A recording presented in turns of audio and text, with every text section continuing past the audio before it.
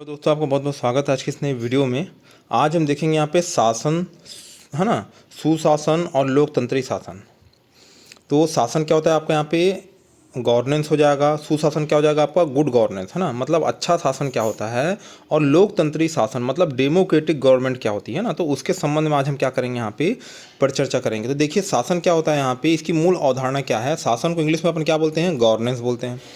इसकी मूल अवधारणा क्या है, इसके ऊपर अपन क्या करेंगे, यहाँ पे आगे जानने का प्रयास करेंगे। अब देखिए शासन शब्द की उत्पत्ति कहाँ से हुई है, यूनानी भाषा से हुई है। यूनानी भाषा से हुई है और यूनानी भाषा का मतलब किस शब्द से हुई है, कुबेर नाव, है ना, कुबेर नाव शब्द से हुई है ना। तो ये कुबेर नाव शब्द को अपने क्या रखना है, याद रखना है। तो अगर अपने पूछता है कि शासन शब्द की उत्पत्ति किस भाषा से हुई, ग्रीक भाषा से हुई है, आपका यूनानी भाषा से हुई है, जर्मनी, कुछ भी ऐसा बोल सकते हैं, तो अपने क्या बताना है, यूनानी भाषा से हुई है। इसका अर्थ क्या होता है यहाँ पे, कुबेर नाव, है ना, मतलब जो शब्द है उसको क्या, कहाँ से उत्पत्ति हुई है, कुबेर नाव शब्द से उसकी उत्पत्ति हुई है। इसका अर्थ क्या होता है यहाँ पे, अब ये सब अपन बोल रहे हैं शासन, गवर्नेंस, है ना, और ये कुबेर नाव, यहाँ पे इन सब का मतलब मीनिंग क्या है, इसका मीनिंग एक ही है यहाँ पे, परिचालन करना, है ना। किस चीज़ का क्या करना, परिचालन करना। परिचालन करना मतलब क्या हो जाएगा यहाँ पे, ऑपरेशन और स्टीयरिंग। जैसे स्टीयरिंग व्हील रहती है अपने हाथ में, तो अपन कार क्या करते हैं यहाँ पे, परिचालन करते हैं। तो वैसे ही अपन क्या करते हैं, शासन का यहाँ पे परिचालन करते हैं। तो ऑपरेशन हो गया या फिर क्या हो जाएगा, परिचालन हो गया। ठीक है। प्रथम प्रयोग किसने किया था, ये अपने क्या रखना है। प्रथम प्रयोग किसने किया था, यहाँ पे प्लेटो ने किया था। प्लेटो ने किया था। तो प्लेटो द्वारा सांकेतिक रूप से, उस समय तो शासन को उतना विकास नहीं हुआ था, पर प्लेटो ने, है ना, बहुत साल पहले ही सांकेतिक रूप से यहाँ पे शासन या गवर्नेंस के बारे में क्या कर दिया था, अपने को बता दिया था। अब देखिए मैंने क्या बोला यहाँ पे, शाब्दिक अर्थ मैंने यहाँ पे क्या बोला, परिचालन, मतलब अर्थ इसका परिचालन बोला मैंने। अब शाब्दिक अर्थ अगर बात करें, है ना, शासन के शाब्दिक अर्थ की बात करें तो इसका अर्थ क्या हो जाएगा, यहाँ पे मिलता जुलता है परिचालन से। संचालन करना आपका, है ना, किसी चीज़ को संचालित कर रहे हैं या फिर क्या कर रहे हैं, नीति निर्णय कर रहे हैं। तो यहाँ पे पॉलिसी बनाना और डिसीजन मेकिंग करना, तो ये सब चीज़ यहाँ पे कौन करता है, शासन करता है। शासन मतलब ऐसा समझ लो कि यहाँ पे जो अपने जो सरकार में जो बड़े बड़े, मतलब जैसे प्रधानमंत्री हो गया, मुख्यमंत्री या फिर अन्य मंत्रिमंडल जो बैठे हुए हैं, वो क्या करेंगे यहाँ पे, नीति निर्माण मतलब नीति निर्णय करेंगे और उसको क्या करेंगे, लागू कराने के लिए क्या करेंगे, प्रयास करेंगे, है ना। तो ये हो गया। शासन केवल वही नहीं जो केवल राज्य के लिए करता है ना,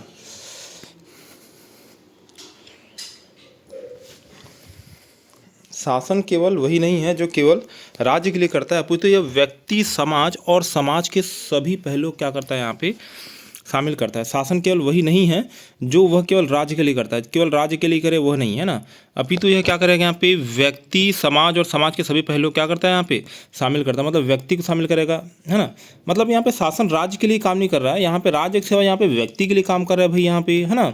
और किसके लिए काम कर रहा है, समाज के लिए काम कर रहा है। और किसके लिए काम कर रहा है, यहाँ पे समाज के सभी पहलुओं के लिए, है ना, समाज के सभी पहलू, समाज के सभी पहलुओं के लिए काम कर रहा है। तो ये अपने समझ में आ रहा है कि इसकी अवधारणा क्या है, विस्तृत है। शासन की अवधारणा विस्तृत है। और ये मतलब कौन बोल रहा है यहाँ पे, यूएन डिप्टी सेक्रेटरी जनरल, है ना, मतलब यूनाइटेड नेशन के जो डिप्टी सेक्रेटरी जनरल है वो बोल रहे हैं कि शासन एक सीमित अवधारणा नहीं है, शासन कैसी एक विस्तृत अवधारणा है जो केवल राज्य के लिए काम नहीं करती है, इसके अतिरिक्त वह व्यक्ति, समाज और समाज के सभी पहलुओं को क्या करती है, अपने आप में शामिल करती है। ठीक है। अब देखो यहाँ पे 1993 में वर्ल्ड बैंक जो आया था उसने शासन संबंध में क्या बोला कि है ना, मतलब शासन या गवर्नेंस के विकास हेतु संसाधनों के उपयोग की विधि उन्होंने बताई कि संसाधनों का उपयोग आप ऐसे कैसे करें कि आपका शासन या फिर गवर्नेंस का विकास क्या हो, यहाँ पे द्रुत गति से हो, है ना। तो संसाधनों के उपयोग का तरीका उन्होंने बताया। ठीक है भाई, यहाँ पे मैंने देख लिया वर्ल्ड बैंक ने। अब यहाँ पे यूएनडीपी ने क्या बताया, यूएनडीपी का फुल फॉर्म होता है यूनाइटेड नेशन डेवलपमेंट प्रोग्राम। ये कब आया था भाई, यहाँ पे 1997 में आया था, है ना।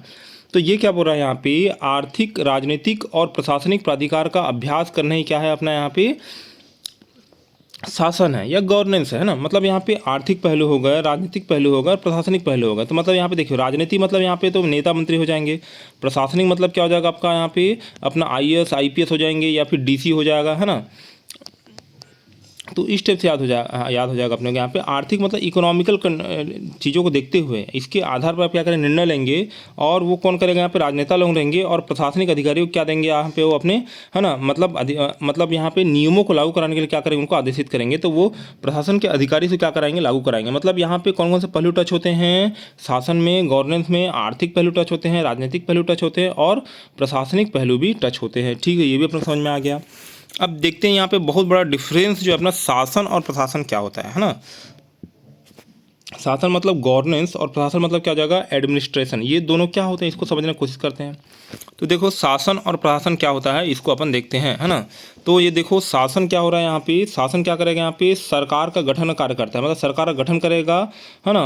वह उसके शासन के कार्य को क्या करेगा यहाँ पे संचालित करेगा सरकार के, है ना। मतलब सरकार का गठन करेगा और सरकार के कार्य को क्या करेगा संचालित करने में सहयोग करेगा। ये क्या करेगा नीति का निर्माण करेगा, है ना। ये पॉलिसी बनाएगा, नीति निर्माण करेगा और नीति को जो निर्णय है उनको लागू कौन करेगा यहाँ पे प्रशासन करेगा, ना। तो निर्णयों को लागू कौन करता है यहाँ पे प्रशासन करता है। शासन मतलब क्या हो जाएगा आपका नरेंद्र मोदी हो जाएगा, प्रशासन मतलब क्या हो जाएगा आपका यहाँ पे जो IAS IPS अधिकारी वो हो जाएंगे। तो ऐसे मोटा मोटा से क्या करो समझने का प्रयास करो। अब नीति निर्माण क्या हो जाएगा यहाँ पे, नीति निर्माण मुख्यतः यहाँ पे अस्थायी कार्यपालिका द्वारा किया जाता है ना, मतलब अस्थायी कार्यपालिका द्वारा किया जाता है, ठीक है। और नीतियों का ये क्या करते हैं यहाँ पे प्रशासन अनुपालन सुनिश्चित करते हैं।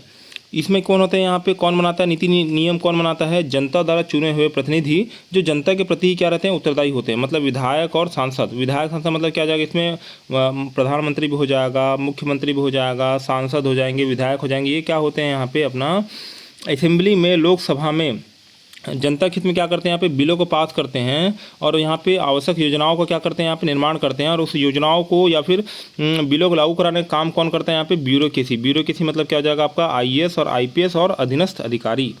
ये क्या हो जाएंगे यहाँ पे, मैंने बोला जनता के प्रति उत्तरदायी होते हैं और शासन के प्रति उत्तरदायी होते हैं। तो मतलब ये समझ में आ रही है यहाँ पे सबसे बड़ी इकाई क्या आ जाएगी जनता, है ना। जनता क्या करेगी यहाँ पे शासन के जो नेता या मंत्री को चुन क्या करती है लाती है ना यहाँ पे। और शासन के किसके अंडर कौन काम करता है, प्रशासन काम करता है, मतलब एक छोटी इकाई हो गई। मतलब प्रशासन पूर्ण रूप से उत्तरदायी किसके ऊपर है यहाँ पे, शासन के ऊपर। और शासन किसके प्रति उत्तरदायी है, जनता के ऊपर, है ना। तो कहीं ना कहीं यहाँ पे जनता सबसे बड़ी इकाई हो जाती है, जनता का शासन है यहाँ पे। हमारे संविधान में लिखा है कि हमारे देश में किसका शासन है, जनता का शासन है। जनता जो बोलेगी वैसा ही होगा, है ना। वह अपने वोटों के माध्यम से, है ना, मत का प्रयोग करके अपने चुने हुए प्रतिनिधियों को क्या करती है यहाँ पे शासन में भेजती है। और वो शासन के जो चुने हुए प्रतिनिधि रहते हैं विधायक सांसद वो क्या करेंगे आपके लिए नियम कानून बनाएंगे, जनता के लिए नियम कानून बनाएंगे और उसको लागू करने का काम कौन करेगा, प्रशासन करेगा, है ना। अब देखिए यहाँ पे, है ना, ये डायग्राम देखते हैं यहाँ पे द ट्रायंगल ऑफ गवर्नेंस, है ना। मतलब शासन का किस किस के ऊपर डिपेंड करती है, तो शासन राज्य के ऊपर डिपेंड करती है, नागरिक समाज के ऊपर डिपेंड करती है, ये इसके पहलू हो जाएंगे। और एक हो जाएगा बाजार, है ना। तो पहला क्या हो गया अपना राज्य हो गया, दूसरा नागरिक समाज हो गया और तीसरा क्या हो जाएगा बाजार हो जाएगा। इसमें आपस में क्या यहाँ पे परस्पर निर्भरता है, इसकी इसके ऊपर इसकी इसके ऊपर ऐसे निर्भरता है ना। तो राज्य हो गया, नागरिक समाज हो गया और अपना क्या हो जाएगा बाजार हो गया। अब देखिए यहाँ पे दूसरा अंतर देखते हैं अपने यहाँ पे सरकार और शासन में क्या अंतर होता है, ठीक है। अब देखो शासन तो बड़ी इकाई है ही है भाई यहाँ पे, और शासन को चलाने के लिए सरकार का गठन किया जाता है ना। अब शासन को आप ऑपरेट करना है आपको, तो उसके लिए आप क्या करोगे, सरकार का गठन करना है। मतलब शासन आपका क्या है लक्ष्य है और सरकार आपका क्या हो जाएगा साध्य हो जाएगा ना। ये आपको कहाँ तक पहुँचना है यहाँ पे, अच्छा शासन तक पहुँचना है यहाँ पे, गुड गवर्नेंस तक पहुँचना है या शासन तक पहुँचना है। तो उसके लिए आपको क्या रहेगा यहाँ पे अच्छी सरकार की जरूरत रहेगी, है ना। तो सरकार के माध्यम से आप क्या करोगे यहाँ पे अच्छे शासन को या शासन की क्रियाविधि क्या करोगे प्राप्त करोगे। अर्थात ये क्या है साधन हो जाएगा और ये क्या हो जाएगा अपना यहाँ पे साध्य हो जाएगा। कौन, शासन से क्या हो जाएगा साध्य हो जाएगा। वही यहाँ पे बोलने क्या कर रहा है प्रयास कर रहा है, ठीक है। तो सरकार क्या है यहाँ पे गवर्नमेंट है, देखिए ये गवर्नमेंट है ना। और यहाँ पे शासन क्या गवर्नेंस है, इसको याद रखना है अपने को ना। तो सरकार क्या है एक औपचारिक ढांचा या फॉर्मल स्ट्रक्चर है जिसमें संस्थाएं और कानून शामिल है। जिसमें क्या है यहाँ पे संस्थाएं भी हैं और कानून भी शामिल है। क्या क्या, दो चीज़ शामिल है सरकार में, एक तो संस्थाएं है और दूसरा क्या है कानून शामिल है। दो अपने शब्दों को याद रखना है, संस्थाएं और कानून को।